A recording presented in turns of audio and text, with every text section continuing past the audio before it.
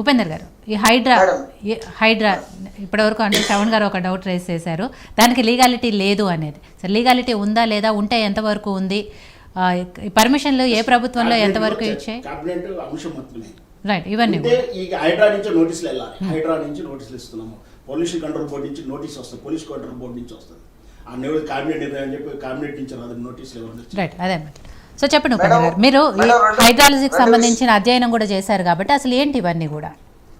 Madam రెండు విషయాలు madam. ఒకటి, బ్యూరోక్రాట్స్ ఇబ్బంది పడుతున్నారనే విషయాలు మీరు మాట్లాడుతున్నారు, ఇంతకుముందు మాట్లాడినటువంటి సార్ కూడా మాట్లాడుతున్నారు. నేనేమంటున్నా అంటే అసలు బ్యూరోక్రాట్స్ నిజాయితీగా లేరనేది ఫస్ట్ మనం అర్థం చేసుకోవాలి.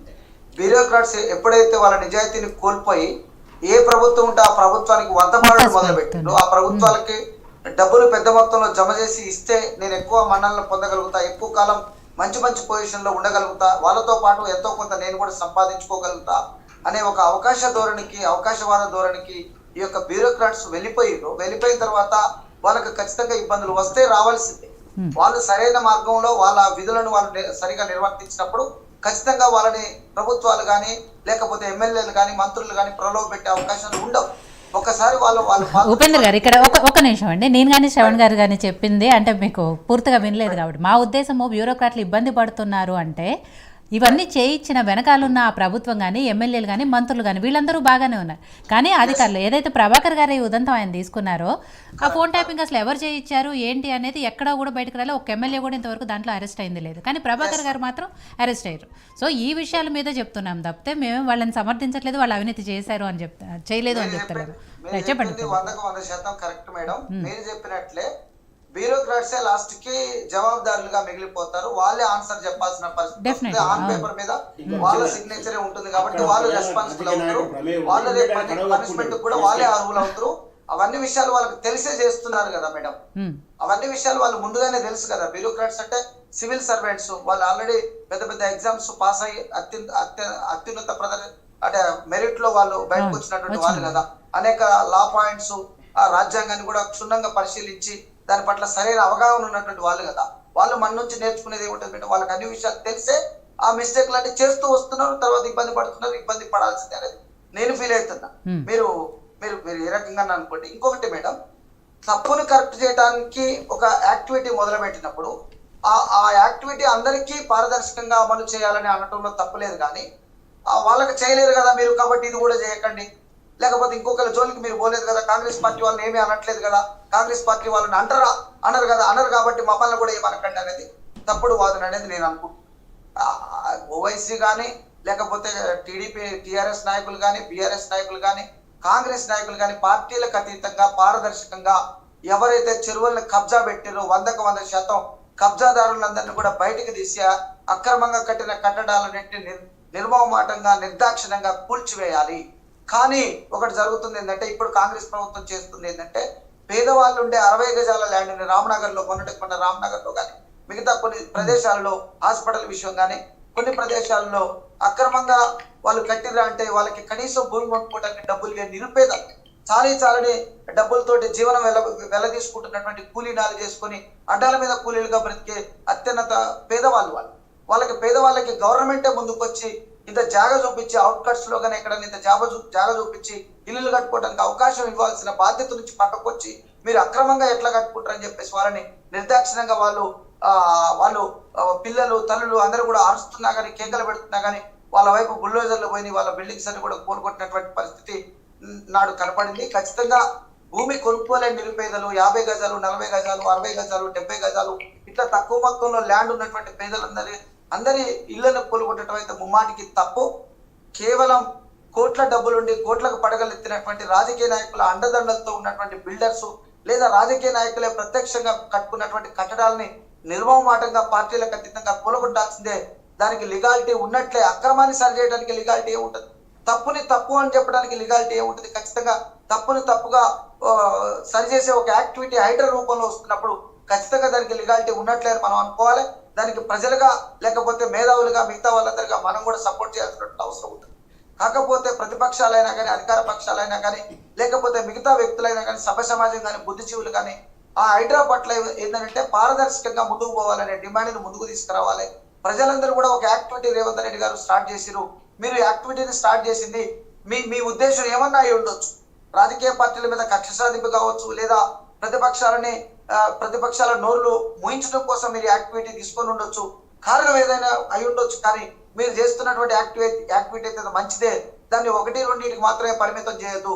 ఖచ్చితంగా అన్ని నిర్మాణాలను కూడా, అక్రమంగా కట్టినటువంటి అన్ని నిర్మాణాలను కూడా నిర్దాక్షిణ్యంగా కూల్చివేసి అవి ప్రభుత్వ ఆధీనంలోకి, ఆ స్థలాలను మొత్తం కూడా ప్రభుత్వ ఆధీనంలోకి తీసుకురండి. అట్లా కాకుండా 1-2 కూల్చివేతలు చేసి మళ్ళీ ఆపితే కేవలం బెదిరించడం కోసం మిగతా అక్రమ కట్టడాలన్నిటి నుంచి మీరు డబ్బులు వసూలు చేసుకొని అంటే ఎవరికి తెలవకుండా గుడ్చప్పుడు లేకుండా మిగతా అక్రమ కట్టడాల యజమాన్యాల నుంచి మీరు డబ్బులు వసూలు చేసుకొని దీన్ని క్లోజ్ చేసినట్లు అవుతుంది. కాబట్టి ఖచ్చితంగా నిర్మోహమాటంగా పెద్ద మొత్తంలో అక్రమాలు ఉన్నాయి. ఈ రోజు పర్యావరణం కలుషితం అవుతుందంటే, ఈ రోజు జనజీవన స్రవంతి హైదరాబాద్ లాంటి భాగ్యనగరాల్లో అస్తవ్యస్తం అవుతుందంటే, ఒక వర్షం వస్తే తట్టుకోలేని పరిస్థితి అవుతుందంటే, ఒక వర్షం వస్తే బయటకు రావద్దని టీవీల్లో మనమే హెచ్చరికలు జారీ చేయాల్సినటువంటి పరిస్థితి. ప్రభుత్వమే అధికారికంగా బయటికి రావద్దు, ఇళ్ల నుంచి బయటకు రావద్దని, ఒక చిన్న వర్షం పడితే బయటికి రావద్దని హెచ్చరికలు జారీ చేయాల్సినటువంటి దౌర్భాగ్యమైన పరిస్థితి ఏర్పడుతుందంటే ఖచ్చితంగా ముమ్మాటికి అక్రమ కట్టడాల వల్లనే అని చెప్పేసి నేను తెలియజేస్తున్నా. ప్రభుత్వం సకాలంలో ఎప్పటికప్పుడు వీటిని సరి చేసుకుంటూ పోతే ఈ పరిస్థితి ఇంత దాకా రాకుండా ఉండేది. ఇప్పుడు బీజేపీ నాయకులు కూడా మాట్లాడుతున్నారు.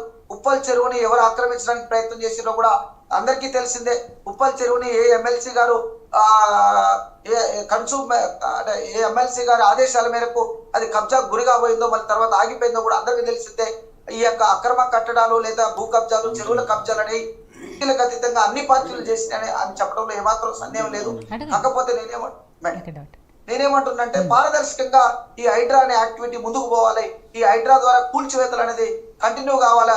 దీంట్లో 100% భూమి కొనుక్కోలేని, బ్రతకడానికి కనీసమైనటువంటి కూడు గుడ్డ నీడ అని చెప్పేసి గతంలో పెద్దలు అన్నారు. ఇప్పుడు కూడా మనం అంటున్నాం, కనీస అవసరాలైనటువంటి కూడు నీడ, ఈ 3 వసతులు లేని వాళ్ళని ఈ యొక్క యాక్టివిటీ నుంచి విస్మరించి వాళ్ళని పక్కకు పెట్టి, పేదవాళ్ళని పక్కన పెట్టి, వాళ్ళకి ఒకవేళ నిజంగానే ఆ కట్టడాలను కూడా కూల్చివేయాలంటే ముందు వాళ్ళకి ల్యాండ్ ఇవ్వాలి. ముందు వాళ్ళకి ఒక 100 గజాలు, 200 గజాలు, 150 గజాలు ఎక్కడైనా మంచిగా ఇల్లు కట్టుకునే అవకాశం వాళ్ళకి కల్పించి వాళ్ళకి కనీసం ఉండటానికి. దానికి సంబంధించి అయితే ప్రభుత్వం మేబీ ఆలోచిస్తుంది, చర్యలు తీసుకుంటుంది అని ఇందాక వెంకట నాయక్ గారు చెప్పారు. కానీ ఇక్కడ నాకు ఒక డౌట్ ఏంటంటే ఉపేందర్ గారు, సరే ఇప్పుడు కాంగ్రెస్ ప్రభుత్వం తీసుకున్న నిర్ణయం మంచిదే, స్వాగతించాల్సిందే డెఫినెట్గా. అందరూ కూడా చాలా మంది ప్రజల మద్దతు ఉంటుంది నిజంగా అక్రమ కట్టడాలు కూల్చివేయాలి అనేది. కానీ ఈ పర్మిషన్లు ఇచ్చింది ఎవరు? గతంలో అధికారంలో ఉన్న కాంగ్రెస్ పార్టీ కదా ఎక్కువగా అధికారంలో ఉంది. ఆ ప్రభుత్వంలో మరి పర్మిషన్లు ఇచ్చి ఇప్పుడు మళ్ళీ వాళ్ళే కూలగొట్టడం అనేది ఎంతవరకు? ఇందాక దత్తాత్రేయ గారు అడిగిన విషయం కూడా అదే. అంటే గత ప్రభుత్వంలో ఉన్నటువంటి పాలకులు వేరు, ఇప్పుడు ఉన్నటువంటి పాలకులు వేరు. ఒకవేళ వాళ్ళు చేసిన తప్పని గుర్తించి ఖచ్చితంగా దాన్ని రియలైజేషన్ వచ్చి మేము చేసిన తప్పిదాన్ని కంటిన్యూ చేయదలుచుకోవట్లేదు, దాన్ని ఆపదలుచుకున్నాం అని చెప్పేసి. ఇదే ఉత్తమ్ కుమార్ రెడ్డి అప్పటి పాలకుల్లో ఒకరే, ఇదే కోమటిరెడ్డి వెంకటరెడ్డి గారు అప్పటి పాలకుల్లో ఒకరే. ఇవాళ హైడ్రా గురించి వాళ్ళే కదా మాట్లాడుతున్నది కూడా. కరెక్ట్ మేడం, మీరు అన్నది ముమ్మాటికి కరెక్ట్. కాకపోతే నేనేమంటున్నట్టే దీన్ని స్వాగతించాలంటున్నా. ఎందుకు స్వాగతించాలంటే వాళ్ళు మంచో చెడో ఒక మాట అన్నారు, ఒక యాక్టివిటీ స్టార్ట్ చేసిరు. దాన్ని మనమందరం కూడా బలపరిచి కంటిన్యూ చేయించాలా. అవసరమైతే మనం వాళ్ళ మీద ఒత్తిడి తీసుకొచ్చి కాంగ్రెస్ పార్టీ నాయకులు కబ్జాలు పెడితే వాళ్ళని కూడా కూల్చే విధంగా ఒక ప్రజా ఉద్యమంగా ఇది జరిగితే పర్యావరణాన్ని మనం పరిరక్షించడం వల్ల అవుతుంది తప్ప మీ రాజకీయ నాయకులు చేయట్లేదు కదా, గతంలో మీరు చేసింది తప్పులే కదా, మీరే పర్మిషన్ ఇచ్చారు కదా అని చెప్పేసి అనడం ద్వారా ఈ యాక్టివిటీ ఆగిపోతే అల్టిమేట్ గా పర్యావరణం ఇదే అస్తవ్యస్తంగా ఉండే ప్రమాదం ఉంటుంది. దీన్ని సరిచేసే అవకాశం కూడా ఉండదు. కాబట్టి ఒక యాక్టివిటీ స్టార్ట్ అయింది, దాన్ని కంటిన్యూ చేయించాలనేది నేను బలంగా ఫీల్ అవుతున్నా. అది ఏ రాజకీయ పార్టీ తీసుకున్నా కానీ ప్రజలందరూ కూడా పార్టీలకు అతీతంగా మద్దతు ఇవ్వాలా. అన్నిటినీ ఒక్క పార్టీకి సంబంధించినటువంటి వాళ్ళనే టార్గెట్ చేస్తే అది కక్ష సాధింపు అవుతుంది. అది సక్రమమైనటువంటి మార్గంలో ముందుకు పోదు, ఫ్రూట్ఫుల్ గా కూడా ఉండదు. కానీ పార్టీలకు అతీతంగా అన్ని రాజకీయ పార్టీలో ఉన్నటువంటి పెద్దలు కూడా ఈ కబ్జాలకు పాల్పడరని నేను నిర్మోహమాటంగా చెప్పగలుగుతా. కాబట్టి వాళ్ళందరికీ కూడా నోటీసులు ఇచ్చి, ప్రాపర్ గా నోటీసులు ఇచ్చి, వాళ్ళందరి కట్టడాలను కూడా కూల్చివేసి దాన్ని మళ్ళీ ప్రభుత్వ ఆధీనంలోకి తీసుకొచ్చి చెరువుల్ని పరిరక్షించుకోవడం ద్వారా పర్యావరణాన్ని మనం పరిరక్షించిన వాళ్ళ వరకు, వాటర్ ని మనం ప్రొటెక్ట్ చేసుకున్న వాళ్ళ వరకు, సమ్మర్ రాగానే వాటర్ ఎట్లా తాతాలాడాల్సిన పరిస్థితి, ఆ యొక్క ఆర్తనాదాలు పెట్టుకోవాల్సిన పరిస్థితి రాకుండా ఉండాలంటే ఖచ్చితంగా చెరువుల్ని ప్రొటెక్ట్ చేసుకోవాల్సిందే. గతంలో బీఆర్ఎస్ ప్రభుత్వం మిషన్ భగీరథ అనే కార్యక్రమం తీసుకుంది. మరి బీఆర్ఎస్ ప్రభుత్వం గతంలో మిషన్ భగీరథ తీసుకున్నప్పుడు ఖచ్చితంగా ఈ యాక్టివిటీ చేసి ఉంటే అప్పుడు కాంగ్రెస్ వాళ్ళు డిఫెన్స్ లో పడి ఉండేవాళ్ళు. కానీ వాళ్ళు కేవలం ఉన్న చెరువుల్ని పొడిగా తీసి ఎంతో కొంత మేరకు నీళ్లను ప్రొటెక్ట్ చేసే ప్రయత్నం చేశారు. దాంట్లో భాగంగా ఇప్పుడున్నటువంటి కాంగ్రెస్ ప్రభుత్వం అక్రమ కట్టడాలను కూల్చివేసి మేము వాటిని మళ్ళీ చెరువులుగా నిర్మిస్తామని చెప్తున్నారు. దాన్ని స్వాగతించాల్సిన అవసరం ఉందని నేను అనుకుంటున్నా. కానీ పార్టీలకు అతీతంగా పారదర్శకంగా ఈ యాక్టివిటీ ముందుకు పోతే బాగుంటుందని చెప్పేసి నేను మనస్ఫూర్తిగా కోరుకుంటున్నాను. ఇందాక శ్రవణ్ గారు చెప్పిందైనా దత్తాత్రేయ గారు చెప్పింది కూడా అదే, నోటీసులు ఓన్లీ బీఆర్ఎస్ నాయకులకు సంబంధించింది మాత్రమే వస్తున్నాయి తప్పితే, అండ్ కూల్చివేతలు కూడా వాళ్ళకి సంబంధించినవి జరుగుతున్నాయి తప్పితే కాంగ్రెస్ పార్టీకి సంబంధించిన నాయకుల మీద ఇప్పటి వరకు ఎక్కడా కూడా జరగలేదు అనేది, దానివల్లే కక్షపూరితంగా చేస్తున్నారు అనే ఒక వాదన వినిపిస్తుంది. తిరుపతి రెడ్డి గారికి ఇచ్చారంటే ఓన్లీ నోటీసులు ఇచ్చి వదిలేశారు. ఒకటే చిన్న పాయింట్ మేడం నేను చెప్పదలుచుకున్నది, కన్వెన్షన్ బీఆర్ఎస్ పార్టీ వాళ్ళు కానీ బీజేపీ పార్టీ వాళ్ళు కానీ దీన్ని అన్ని పార్టీలకు అతీతంగా అన్ని పార్టీ నాయకుల అక్రమ కట్టడాలను కూల్చివేసే వైపుగా పోవాలని అనాలి కానీ ఆపాలి, అక్రమ కట్టడాలను కూల్చివేసే కార్యక్రమం ఆపాలి అని అనొద్దు అనేది ఆపాలి అని ఎవరు అంటలేరు. ఈవెన్ బీఆర్ఎస్ నాయకులు కూడా ఆపాలి అంటలేరు. వాళ్ళు కూడా మేము అక్రమ కట్టడాలు చేస్తే మా మీద కూడా యాక్షన్ తీసుకోండి అనే చెప్తున్నారు. ప్రొఫెసర్ ఉపేందర్రావు గారు చెప్పినట్టుగా బీఆర్ఎస్ పార్టీ అయినా కాంగ్రెస్ పార్టీ అయినా బీజేపీ పార్టీ అయినా ఇంకా ఏ పార్టీ అయినా కూడా పేద ప్రజలు ఉన్నటువంటి గోడుని కూల్చే విషయంలో దీని ఇంకోటి ఏంటంటే మేమనేది ఏంటంటే అక్రమ కట్టడాలు వెలిసినటువంటి వెంచర్స్లో